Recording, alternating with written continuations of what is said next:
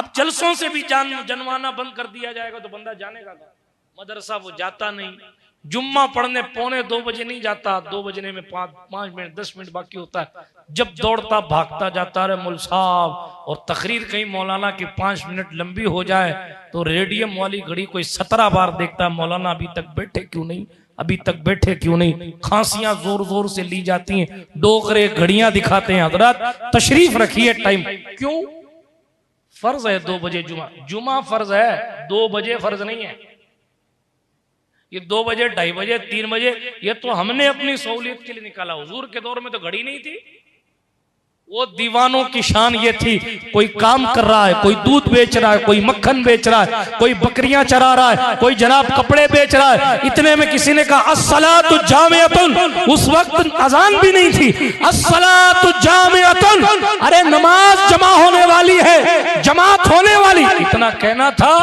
हुजूर के वफादार अपना अपना काम रोक देते थे और नमाज पढ़ने के लिए हुजूर के पीछे आ जाते। ये तरीका था। आज तो आपको टाइम बताया हो ना, जोहर इतनी बजे, असर इतनी बजे। उस दौर में टाइम भी नहीं बताया हुआ था साहबा को, बिल्कुल टाइम नहीं बताया हुआ।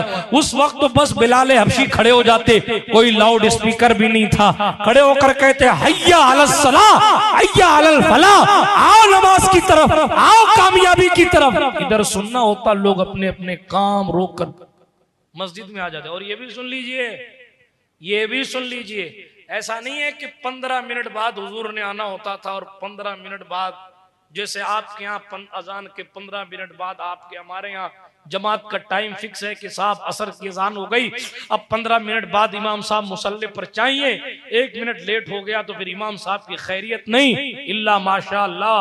लेकिन हुजूर के साथियों और हुजूर के जानिसारों की शादी और कोई टाइम फिक्स नहीं था। दीवाने अपने अपने धंधे बंद करके, अपने अपने कारोबार रोक कर हय्या अलल फलाह पर लब्बैक कहते हुए मस्जिद में आ जाते और सबकी निगाहें हुजरे आयशा सिद्दीका पर टिकी होती थी। जब हुजूर चाहते तब अपने हुजरे से बाहर आते। और ऐसा भी होता था कि साहबा की जमात लग गई, सुन्नतें पढ़ ली, बैठ गए, बिल्कुल अब इंतजार में है, तो कोई हजरत बिलाल हबशी को कहता, हजरत अली कह देते, हजरत अबू बकर कह देते, जिसको भी अल्लाह जल्ला मजदूल करीम के जिन बंदों को भी अल्लाह अकबर ये शरफ हासिल होता हो, कहते भाई बिलाल सब आ गए हैं तकबीर को, तकबीर को। अब इधर से बिलाल हबशी तकबीर कहते, अल्लाहु अकबर अल्लाहु अकबर अल्लाहु अकबर अल्लाहु अकबर, अशहदु अल्ला इलाहा इल्लल्लाह अशहदु अल्ला इलाहा इल्लल्लाह अशहदु अन्ना मोहम्मद रसूलुल्लाह। बिलाल हबशी मोहम्मद पर पहुंचते और हुजरे आयशा की तरफ देखते कि सरकार का जलवाए जहां आ रहा नजर आ। वो क्या खुशनसीब लोग थे कि लफ्ज़ मोहम्मद कह के जाते मोहम्मद को देखा करते। सुभान अल्लाह सल्लल्लाहु अलैहि वसल्लम। इसीलिए जब हुजूर का विसाल हो गया था तो बिलाल हबशी से अजान नहीं कही जाती थी, क्योंकि उनकी आदत थी कि वो मोहम्मद पर पहुंचते थे तो मुस्तफ़ा का दीदार किया करते थे, या कम से कम हुजूर अलैहिस्सलातु वस्सलाम के मुबारक पर्दे का दीदार करते, इंतजार में कि हुजूर आएंगे।